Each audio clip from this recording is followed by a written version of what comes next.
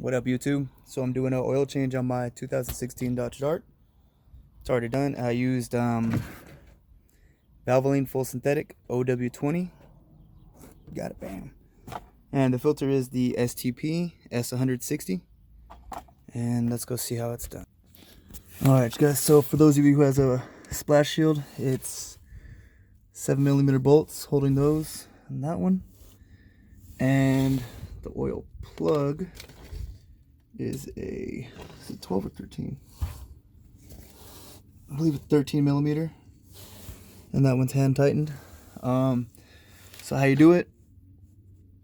Basic stuff. Just jack your car up, get your oil pan ready, take off your cap for your engine, pull out your dipstick, and go ahead and unplug your oil plug.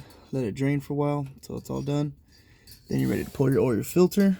Then, now after your oil's all out, I don't know if I went over this. You can always put your filter back on. I tightened it up pretty good. I don't have the specific specs for it, but I tightened it up on there pretty well. And my filter I just hand tightened.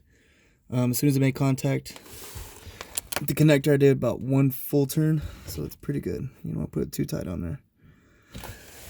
And go ahead and fill it up. It takes 5 quarts of the Valvoline.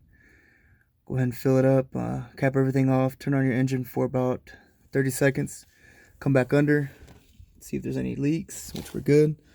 Then we're good to go ahead and put the covers back on them, and you're good to go. And to do the oil life reset, you put the car on, depress the accelerator with 3 times within that 10 seconds.